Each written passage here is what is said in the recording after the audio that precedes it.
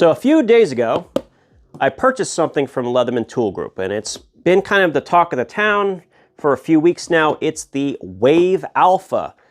And in this video, I'm going to unbox it. We're going to do some comparisons with key models. We're going to talk about whether it's worth that $200 price tag, how it stacks up to past and present models. It's going to be pretty in-depth. So because it's going to take some time, let's get started.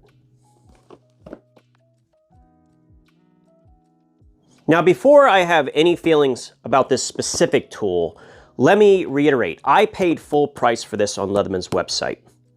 And I know that 2 weeks ago, the entire Leatherman website, with the exception of the Talos, were at least 15% off. The reason I'm bringing this up is if you do not have to have the latest and greatest premium tool from Leatherman, maybe you want to wait till you have an opportunity to buy any of the models we'll talk about today at a discounted rate. We haven't had Black Friday yet. There will be companies available that will have the Wave Alpha on sale. I know at least one that will definitely happen. And don't worry, when they do, I will mention it. But if you don't have to have any of these, regardless of whether I like them or not, wait. If nothing else, next year there will be another insider sale. And you'll be able to get between 15 and 25% off, depending on your insider level, at that point. Okay, so without any preconceived notions about this, I just wanted to get that out. Now let's take a look. So here we are. Just want you to note that I have yet to break the seal on this thing. Of course, I'm going to remove the receipt, but that'll be the only thing that'll happen inside this package. So let's go ahead and open that up. Take out my little receipt here. And then we have the Wave Alpha. I got the orange model, so sorry to break the suspense, but I think it's most appropriate when you think about the best case application for the tool. So as you can see, I just unboxed that. You might have missed it, but I did just cut that open. And here we are, the Wave Alpha.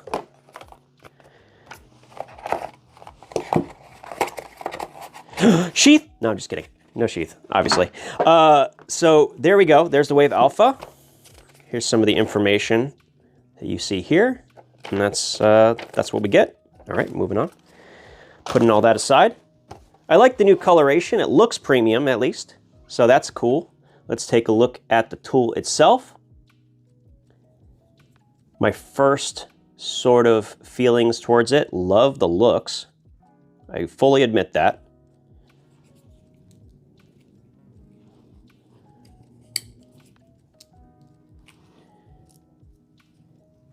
Hold on a second. I'm going to have to grab something. I just realized. Okay.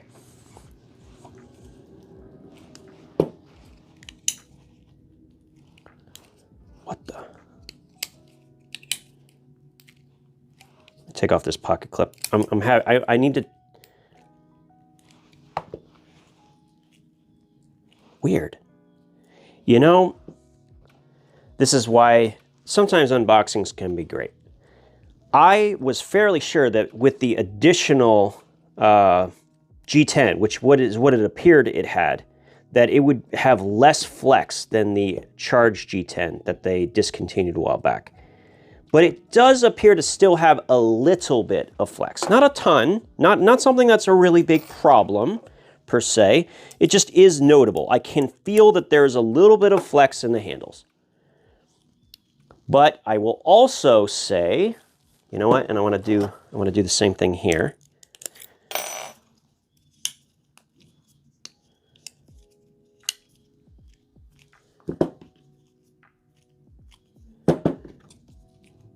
You know what? They said that the Wave Alpha was the most ergonomic they've ever made, but to my hands, I actually think that the Charge Plus is still more comfortable in hand. And it's surprising to me because it feels like this should be more comfortable. And I'm sure it'll depend on person to person. So I wouldn't take that as like rote, but it does. Oh, you know what? I take it back. You know what it is? This little part right here digs into my hand, whereas this isn't there. You know what? Okay, all right. I agree. Probably the most comfortable in using the blade of any multi-tool they've had. Okay, right on. I agree. Very ergonomic, for sure. All right, so there's that. Now, one of the things that I do when I unbox a tool, one of the first things I do with every Leatherman is check the plier head. So this feels decent, actually. You know, it feels pretty good. Now, there's one thing you should always do when you get this. There is a way to lock up the plier if it's peened incorrectly. So if you squeeze really hard, you can cause it to lock up. And it appears that my unit does not have that problem, so yay, that's awesome. Don't seem to be having any issues with the plier head out of the box. In fact, this is in a pretty usable condition, especially compared to the last two I unboxed. This one is already better than those. Great, excellent, excellent. All right, with that, that's gonna conclude the unboxing part. Now we're gonna do some comparisons. Let's get to it. So as far as comparisons are gonna go, I'm only going to focus primarily on the Arc versus the Wave Alpha. Why is that? Well, it's simple. Both of these are luxury items. Both of these are premium tools, and you probably don't need either one. So if you're going to pick something, you want to pick the best of the two, even though there is a $40 difference. I'll get to that in a little bit. That's not a big number if you're carrying it between 25 and 40 years in length. That's only $1 more, $1 to $1.50 more per year, amortized over that period, okay? So you may as well get the one that is the best, right? So it's, for all intents and purposes, these can be grouped together in Leatherman's lineup. And the tool sets are so incredibly similar, we have no choice but to compare them. There are some differences, and we'll talk about that, but these are definitely the tools we want to compare going forward. So at this point, I've actually gone through the comparisons a little bit more, only to realize that we are going to have to bring the Wave Plus into this conversation quite a bit more often than I realized. And that's because one of the statements was that this is the best Wave we've ever made, but that may not actually be the case. Now that I'm actually doing a direct comparison, I'm realizing there are some things about the Wave that might still trump even the Wave Alpha. So we're gonna keep this in the comparison, but it's only gonna come up for some of the implements, not all of them. So starting with the big kahuna, the blade itself. And this is where I think for sure, when you're just talking about these two, the two premium MagnaCut blades, the Wave Alpha clearly has the edge. Not only does it have a longer overall blade length, the functional blade length, which is from where the front of the thumb stud is to the end, is also a bit longer than on the Leatherman Arc. For specifics, let's talk about that. So the Leatherman Wave Alpha, or I'm just gonna call it the Alpha, it's just so much easier. 2.8 inches total length of the cutting edge, 2.51, versus the functional blade length, which is in front of that thumb stud, is 2.31. And this one is, give or take, around 2.45. Okay, so there's more losses here because of the location of the thumb stud than on the Leatherman Arc. It's actually only like this much from here to there, whereas from here it's almost half an inch. It's actually quite a bit more total length of blade that's being kind of trapped behind that thumb stud. It matters when you are going through material where you need to utilize more of the blade length, and it also matters quite a bit when you are sharpening the blade. If you have to go to a lower angle, like 17 degrees, there's a high probability you're gonna have to take the thumb stud out in order to sharpen it correctly. So if they had just swapped where the text is and the thumb stud, it still would have functioned perfectly fine, and it would have actually extended the usable blade length. Still, even with that, I would still pick the blade on the Alpha over the Arc.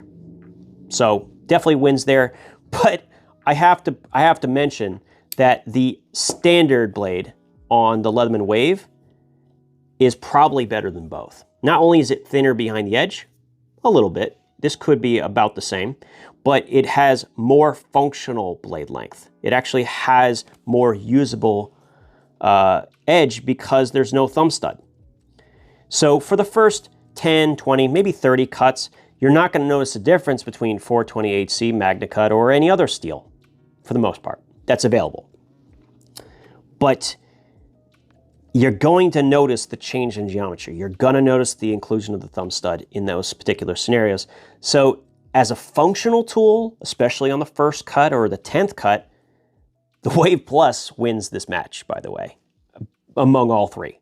And that's simply because of the thumb stud location and how much it blocks the blade, and also the total blade length. So moving on, we'll talk about the file. And I wasn't planning on bringing the Wave Plus into this, but I think it is relevant because it turns out they're much closer than I expected. And yet, so the actual grit on the Wave Alpha feels about the same. It might not look that because of coloration, but I feel pretty confident that the actual aggressiveness is about the same. There also appears to be maybe slightly less usable length on this file because of the cutout for your thumb. But it's because it's put far enough back, it's not that big a deal. It doesn't make a big impression. And weirdly enough, there does appear to be a slightly more, ever so slightly more diamond surface, but the surface up here, you could see there's part of that cutout. So if you're stopping here, then the Wave still has more usable diamond surface. In comparison to the Arc, here's the weird part, the Arc actually has a longer diamond file, and it also has a longer crosscut that is more aggressive, and as long as you don't mind having that cutout. I don't think it's going to be a big problem, but if you do believe it is, I think it'll be less so for the crosscut, but definitely for the diamond file. It's hard to say who wins, but based on aggressiveness, I would say that the Arc wins this battle between the three. That's just my opinion. I think it's kind of a close call. It depends on how much you like or dislike the cutout built into the Arc. So I'll leave that up to you, but I think that the Arc still wins, mostly because this feels like the aggressive level of the rebar, which is very aggressive, versus the Wave file, which doesn't feel quite as aggressive. So I think that's the biggest difference between them. Next, we have the scissors, and this is actually something I was kind of excited about when it came to the Wave Alpha. I really liked the look of these scissors, and I'm just hoping that it is in fact better. Oh yeah, nice, very nice and clean, very good, excellent. So how does it compare to, you know what? Here's what's weird part. Yeah, let me try something here. It's very close. I mean, really close. Now, there's a misconception about scissors, and this is really important, that the longer the blade, the better it is. And that is simply false. It's straight up false, because the longer you make the cutting edge, the more important structural integrity becomes. The more important thickness of steel matters. The flex of it matters. You really want scissors not to flex. And the more they do, the more likely material can kind of slip between the blades. I would, honestly, I'm going to call it a wash. And because on one hand, you get the added length, which means less time spent actually cutting. And on the other hand, you have like a slightly stronger cutting tip with the Leatherman Arc. But because the arm is shorter, it's not as easy to accomplish. I thought it would be more decisive one way or another, but I like them both. I think that this one is more comfortable to use. So I will, you know what? I take it back. I'm going to give this to the Wave Alpha because I love the way it feels. Now, that might be just purely on the surface, but if it can cut paracord cleanly at the tip, then that's as good as I need it to be, because even the Leatherman Surge struggles with that at times, and this clearly has good cutting geometry, so I'm pretty happy with this. I think that they did a great job. I like the way it feels. I like the leverage.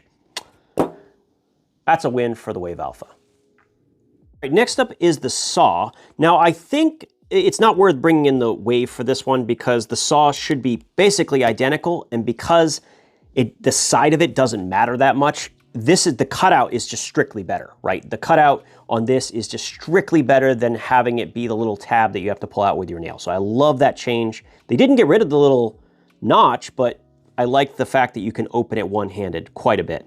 So interestingly, the total cutting length, and I'm going by that first notch to the end of the cutting length on the arc, is 2.26, but it's about 2.45. And I expected that, because if I measured this before with the Wave Plus, and I found that the saw on the Wave was generally going to give you more cutting, and that's definitely superior. So once again, we have a win for the Leatherman Wave Alpha. Definitely think that it's going to be a slight change. You're probably not going to notice it that much. And I guess one other note maybe is that because of the way this is tapered, you might be able to use it to ream out a hole because of the shape. But other than that, I think if we're talking about the primary function, which is the saw, I think the Wave Alpha wins slightly on this one. So as of right now, 3 out of 4 implements go to the Wave Alpha. The Wave Alpha so far looking really good. They've done some great improvements, and I haven't even mentioned some of the best parts, like the improved ergonomics, which I would much, much, much rather have this than do the same thing with the Leatherman Arc. Even when you put the scales on it, all this stuff digs into your hand. It's not nearly as comfortable as it is on the Wave Alpha. So really nice job there. And they slimmed out the profile for these like the scissor. So not only is it more comfortable in hand, it also is less likely to cause the dreaded hand pinch, right? That dreaded hand pinch. I have a pretty good feeling that you might not even have that happen. The thumb stud prevents that from happening on this side. And then on this side, it's far enough down, you'd have to have your hand so far up, it's less likely than it ever was on the Wave, which happens all the time, or the Surge. So I like, there's some things to like about this for sure. But when it starts going to the inside, well, that's where the Arc takes over, starting with the plier head. This is a plier head we've had for a while. When they released the Free Series, they stated very clearly, and this is not my words, it's theirs, that the plier head on the Free Series tools is, quote, the strongest plier we have ever made, end quote.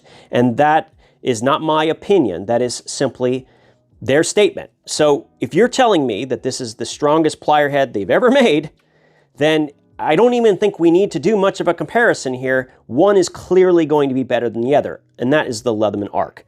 I would agree. Initially, when I first got these, I thought that the added dimension here was going to prevent me from completing certain tasks, and it has yet to come up even a single time. If I have an issue where this is too wide, it's usually something that's so deep, I need like a proper tool, or maybe even an elongated needle nose, just to be able to accomplish the task anyway. So it's not relevant. The strength, however, is absolutely relevant, so the Arc wins this one hands down. But it goes beyond that, because not only do we have a stronger plier, we also have an additional tool that's not present on the Wave Alpha, and that's the striking surface. I hate to admit it, but I've used that striking surface, well, maybe more than I should have. And I think it's a reflection on the fact that I've, in the past, hammered with my multi-tool when I shouldn't have. You know what I mean? There's a certain niceness to having a tool that can kind of persuade a pin to go into somewhere it needs to go, or I need to hang a mirror and I don't want to go get my hammer. It's not going to do what a hammer does, but it is nice to have a little persuader. And this is something that's a pretty sizable difference, and it's a feature that is not present on the Wave Alpha. Now here is where the Arc shines, and shines brightly. The free architecture, and I agree with Taylor Martin on this. Once you have tried the Free Series tools, once you have converted yourself to the balisong level manipulation and the outboard accessible tools, it is so insanely hard to swap to anything else. They did exactly what they were set out what they set out to do when they released the free series in 2019, which is to kind of make it impossible to go backwards. Even if I have an issue with tool sets from those tools, I have to fully admit that the free series is one of the most enjoyable things I've ever experienced. And it's hard for me to want to go back to a conventional way to use a multi-tool. I certainly can flick open and get access to the pliers on the Wave Alpha, but when it comes to the small tools, having to use two hands to dig them out, it's just a big difference from being able to deploy everything one-handed with the Leatherman Arc. It's more than a small issue too. It is so important, it's so useful. I can't imagine ever wanting to carry anything else from Leatherman, at least. I wish they would just make a base model of this thing, because I would carry it and I'd recommend it all the time. But here we are. That free architecture is a big deal. Now, digging in here, let's go ahead and talk about the tool set. We'll kick things off with the flathead. Now, I will tell you, there are some pretty big discrepancies in some of these implements, and that starts with the flathead itself. So the one on the Arc, not only is it outboard accessible, it's also where the bottle opener is, and it doesn't impact the flathead, which is important.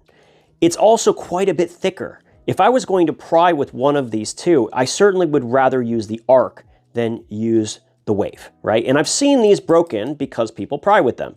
This is a nice thing to have, which is a little bit more girth to make it stronger in those particular scenarios. So obviously the Arc wins this one without any question whatsoever. The microbit drivers, it's about the same, but because one is outboard accessible, it's certainly preferred over the other. I don't see any other major difference between them that's worth noting. You know, they both work. However, there is a hidden thing you can do with the Arc that you can't do with the Wave Alpha. We might talk about that a little bit later. And then the last piece, and this is going to be a big contentious subject, is going to be the Reamer, or in the case of the Wave Alpha, the Reamer All. Now, okay. This is important. Let's talk about what we're actually describing here. So a reamer is something that drills, for the conversation we're discussing, it's drilling a hole, right? Essentially. Now, both of these can do that, all right? And I might even argue that the one on the Wave Alpha can do so a little bit better, because it seems that there is a bit more length total that it can work with. It also does appear to be a little bit thicker, which is usually a good thing. However, it has a sewing awl, okay? This little hole is made in here, and it's designed to help you stitch things together, which I find hysterical, because in order to stitch things together, you need thread. And if you have thread, if you go and get some thread, what also is usually stored with thread. That's right, a needle. And how many materials do you guess would take well to being punctured by a sharp edge like this and making a hole that wide? Probably not that many materials. Leather, like this mat, would be a good example. Canvas, long, thick canvas would be a good example. But realistically, the materials that you might want to use this on don't take well to that kind of aggressive piercing, right? Synthetic materials do very, very poorly for this, and in some cases you're better off using a welding technique, using a lighter. That would actually work sometimes better than actually drilling a hole either way. This is not, and I'm spending this time because this is not a feature that actually matters at all, and in certain cases, in context, it can actually be a huge hindrance. One of the contestants on Alone, who was, I think, top 3, he had a situation where his awl from a Leatherman shattered right here at that spot where that hole was. And he was without a means to drill a hole from then on in the rest of the competition. If it didn't have that, it would be less likely to break. It is a weak point that can actually inhibit the primary function of the tool. So for that reason, I'm actually going to do something a little contentious, and I'm going to give the win to the Leatherman Arc. The sewing eye is completely irrelevant, except that it is damaging the integrity of the primary tool. And even though it might drill a slightly better hole, and that's also debatable, I would still rather have something that I think is going to hold up better over time. So for that reason, I'm going to give the win to the Leatherman Arc, and it's not going to be for the sake of that wire cutter, which, let's be real, is not nearly as good as the one on the Wave. We'll get to that in a little bit, but this one definitely goes to the Arc in my opinion. So this is one of those instances where there is quite literally no contest between the two. The combo tool, which also has a very nice V wire stripper, is automatically going to be better than the we'll call it the Victorinox style can opener. I don't like the fact that they swapped out between something that had multiple functions and could also be used as a package opener for something that is one feature that most people might never use. I don't think there's a question in my mind. I would rather have this than this. One small detail though, if you were going to maybe do more bushcraft, I've seen people turn this into a spoon gouge for removing material. So that is something you can modify it for, but we're not basing our decision on what you can do after you've modified the tool. That wouldn't be very fair. The can opener is superior on the Wave Alpha. If it was the same thing here, it would be phenomenal. But I love the V wire stripper. I love the shape of it. My goodness, I've used these can openers on Leatherman tools since the PST for all kinds of things. Maybe not even what they're supposed to be used for, but it's just so useful. I love having that pulled edge. You can use it for opening packages. You can use it for all kinds of other stuff. Yeah, no question, it's going to go to the Wave Alpha. Now, the last thing is going to be the bit driver. These are a wash between them. They're basically the same thing. I don't feel any different between the two. And that kind of concludes what we have. So on first glance, it seems pretty close. There are certainly some differences between the two, but at the end of the day, there's one clear winner for me, and that's because of, well, there's a few things. Number one, it's not $200. It's $210 in order to be a direct comparison between the two, because it doesn't come with a pot clip, and the pot clip they just released that they think you should buy is actually $15. So that's a much closer number. The other things that are different that are worth noting is you have the big ass USA here, and there's a reason for that. They actually worked very hard to be able to have enough parts to call this USA made, where the Leatherman Wave Alpha is just like all the other tools in the sense that it doesn't have the USA stamp. They actually lost a lawsuit back in the year 2000, I think it's 2000, because there wasn't enough parts that were actually allowing it to be made in America. Some of these parts are from Mexico because we don't do casting really that much here. And we certainly, they're definitely not doing it in-house, right? They're definitely not doing it in-house. So it's nothing wrong with that, but it's something of note. So they had to spend more money to get certain parts made here in America in order to be able to put that USA stamp on there. I think that deserves a little soft clap for that. And I think that that's really nice that they worked their tail off to get that possible. Also, as I stated before, even though the ergonomics are better, the one-handed capability is also a safety related feature. If I have an injury to my primary hand, it is as easy for me to manipulate the Leatherman Arc with my left hand as it is for me to do so with my right hand. And the fact that everything is one-hand capable with either hand, I think is such a valuable feature that I would be hard-pressed not to go with it over the Wave Alpha. And then when it comes down to number of features, it's really a striking surface versus a sewing eye. And I have never met anyone who actually used that sewing eye unless they were doing it for a YouTube video. I mean that. I've literally never heard of it. it's very, very, very rare that it ever comes up, and then you have to have the context of having a thread with no needle, which is a sign that there's something wrong. Okay, and on top of it, there's another feature that's completely missing from this that was a bit of a surprise for me. So if you look on the frame, and I want to note, this is exactly a Charge Plus frame, okay? There is something key missing from this. Yeah, the ruler.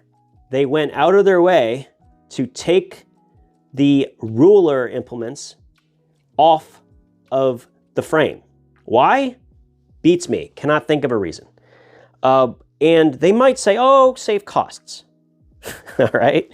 And this is, I'm gonna go off a little bit. I apologize in advance, but if cost is really the reason, why did they go out of their way to put a DLC coating, which is quite expensive, by the way, on a blade steel that basically never rusts, when the rest of the frame is 420HC?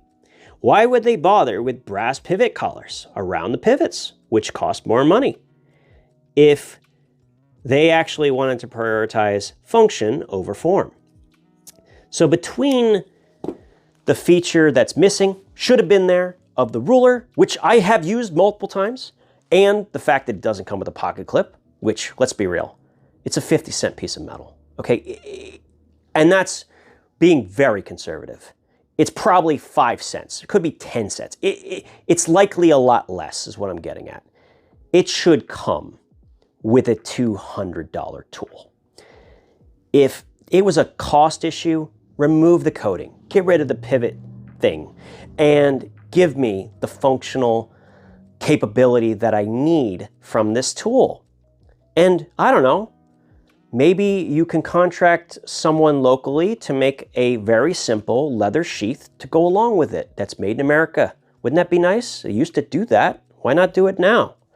So for me, it's not something I would choose. If I were to go back right now, having experienced both of these, there are some advantages, but none are enough to overcome the improved plier strength and the one-handed capability of the Leatherman Arc. Even though, yes, I agree, I don't like the cutting geometry on the blade.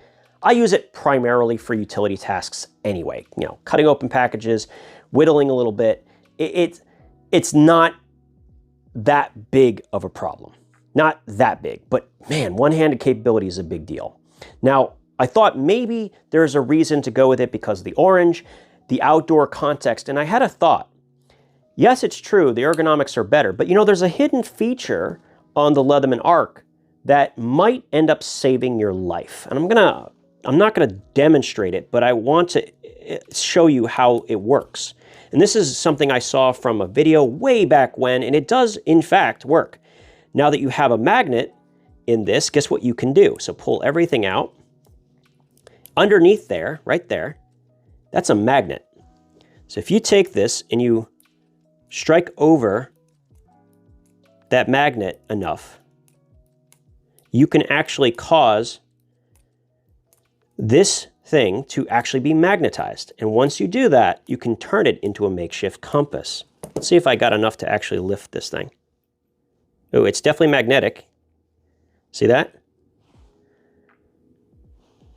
And that would be enough to turn this into a makeshift compass. You put it on a leaf, set it in a little bit of water, and there you go. So even though the ergonomics are certainly better, if we were talking about emergency scenarios where I might be in the outdoors, I would still rather have that small hidden feature that might get me back to where I need to be. So, in conclusion, and of course, you're welcome to your own opinion, I can't think of a scenario where I would certainly recommend the Wave Alpha over the Arc. Should you buy either one right now? As I stated, no, you shouldn't buy them full price. But if you're going to pick one, I still think the Leatherman Arc is clearly the win.